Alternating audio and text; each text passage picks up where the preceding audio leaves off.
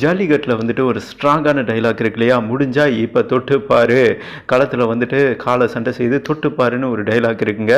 அந்த மாதிரி வந்துட்டு இந்தியா வர்சஸ் நியூசிலாந்து ஃபைனல் வரும் சண்டே நடைபெற உள்ளது மதியம் 2:30 மணிக்கு துபாயில் தான். ஓகேவா, துபாயில் வந்துட்டு தூக்கடா பண்ணிடுவாங்க டீம் இந்தியா. ஏன்னா அது அவங்களுக்கு ஓன் கண்டிஷன் ஆயிடுச்சு. அதனால தான் பார்த்தீங்கன்னா தைரியமாக தில்லா 4 ஸ்பின்னரை வச்சு ஒர்க் பண்ணுறாங்க என்பது குறிப்பிடத்தக்கதுங்க. இந்த ஒர்க்கு தான் மற்ற டீமுக்கு வந்துட்டு பிடிக்கல. அதாவது வந்துட்டு எல்லா டீமுக்கும் ஒரு நியதி, உங்களுக்கு ஒரு நியதியாடா, கிரிக்கெட் உங்கள் கட்டுப்பாட்டில் இருந்தால் என்ன வேணாலும் பண்ணுவீங்களாடா அப்படின்னு மிரட்டினாங்க. நீ மிரட்டி என்ன பண்ணு, நாங்கள் மெர்சல் பண்ணுறது வந்துட்டு உறுதின்னு சத்தம் இல்லாமல் சம்பவம் பண்ணிக்கிட்டு இருக்காங்க டீம் இந்தியா. ஆனால் மற்ற டீமையும் இந்திய டீமையும் கம்பேர் பண்ணும்போது சாம்பியன் ட்ரோஃபி டீம் இந்தியாவுக்கு சாதகம். அது ட்ரூங்க, கிரிக்கெட் நாலேஜ் உள்ள எல்லாருக்குமே தெரியும். ஏன்னா மற்ற டீம்லாம் பாகிஸ்தானில் ராவல்பிண்டி, லாகூர், ஏகப்பட்ட வென்யூ மாறி மாறி மாறி அடுத்து துபாய் வராங்க, துபாயிலேருந்து மறுபடியும் பாகிஸ்தான் போகிறாங்க. ட்ராவல் வந்துட்டு மிகப்பெரிய டயர்டுங்க. அதான் ஒரு உண்மையான சர்வைவர் என்றே சொல்லலாம். அதில் ஓவர் கம் பண்ணி எதிரணியை கேம் ஓவர் பண்ணுறதாங்க அல்டிமேட்டு. பட் இந்தியா வந்துட்டு எங்கேயுமே ட்ராவல் பண்ணாமல் நோகாமல் நுங்கு திங்கிறாங்க. ஒரு ராஜாவாக இருக்காங்கன்னு வைங்களேன். இந்த சிப்பாய் மந்திரியை இவங்கெல்லாம் சண்டை செஞ்சுட்டு வராங்க, அந்த சன்மானத்தை வாங்கிக்கிறாங்க, அப்படி தான் சொல்லணும்.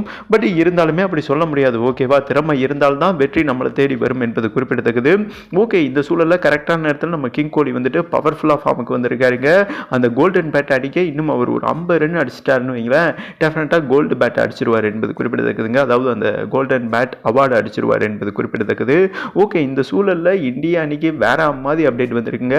கெட்டதில் தான் நல்லது நடக்கும்னு சொல்லுவாங்க. ஒரு கெட்டது உங்களுக்கு நடக்க போகுதுன்னா டெஃபினட்டாக நல்லது நடக்க போகுது அப்படி நீங்கள் நினச்சிக்கிறனும். அந்த மாதிரி நடந்திருக்கு. அதுக்கு ஒரு உதாரணமே இந்த ஒரு நிகழ்வு தான். ஓகேவா, பயிற்சியின் போது சற்று முன் ஹர்திக் பாண்டியாவுக்கு அந்த கணுக்கால் முறிஞ்சிருச்சுங்க. அதாவது பலஞ்சிருச்சு.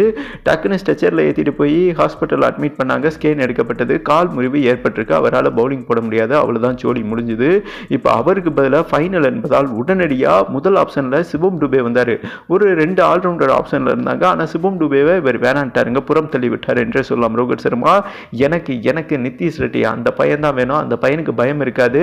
அண்டர் பிரஷர் கேம் ஃபைனல்னால் உங்களுக்கே தெரியும், திக்கு பகு பகுதுக்குன்னு இருக்கும். ஓகேவா, அந்த அண்டர் பிரஷரை ஓவர் கேம் பண்ணணும்னா ஒரு தில்லான பிளேயர் இறங்குறங்க, வந்து சண்டை செய்யணும். அந்த மாதிரி ஒரு சிங்கத்தை இறக்கியிருக்காரு என்று சொல்லலாம். நிதிஷ் ரெட்டி துபாய் வந்துட்டாரு. துபாயில் பயிற்சியில் வந்துட்டு பங்கம் பண்ணிக்கிட்டு இருக்காரு. பகல் இல்லாமல் விளையாண்டுக்கிட்டு இருக்காரு. ஓகேவா, ரோஹித் சர்மாவுக்கு ரொம்ப பிடிச்சி போச்சு. அவர் என்ன ஒரு நம்பிக்கை கொடுத்துருக்காருன்னா, ஏன்னா ரோஹித் சர்மாவுக்கு இது கடைசி சீரீஸ். ஓகேவா, இதோட வந்துட்டு அவர் ஓய்வு அறிவிச்சிருவாருங்க. இன்னும் 2 நாள் தான் இருக்கு. ஓடிஐ ஃபார்மேட்லேருந்து ஓய்வு அறிவிச்சிருவாரு. ஆல்ரெடி T20 ஃபார்மேட்லேருந்து ரிட்டையர்மெண்ட்டு. பட் இந்த சூழலில் ரோஹித் சர்மா 5வது ஆர்டரில் இறங்க போறாரு. ஏன்னா அவர் சரியாகவே ப்ளே பண்ணல.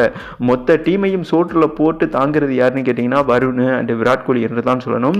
இந்த சூழலில் நிதிஷ் ரெட்டியும் சுபன் கில்லும் தொடக்க வீரர் இறங்க போகிறாங்களாமா.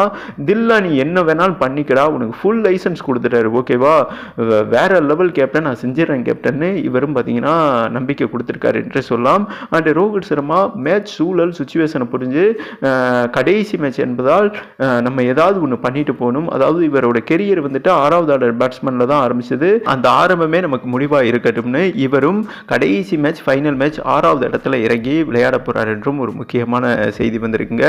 அண்ட் நிதிஷ் ரெட்டியோட என்ட்ரி எனக்கு தெரிஞ்சு நியூசிலாந்துக்கு எகிறப்போது ஹார்ட் பீட் என்றே சொல்லலாம். டெஃபினட்டாக வின் பண்ணி கொடுத்துருவார் என்றே சொல்லாங்க. நிதிஷ் ரெட்டியோட வருகை இந்திய டீமுக்கு வாகை சூடுமா? உங்களோட கருத்தை போட்டு கொடுக்குன்னு சொல்லிட்டு வீடியோவை கம்ப்ளீட் பண்ணுறேங்க.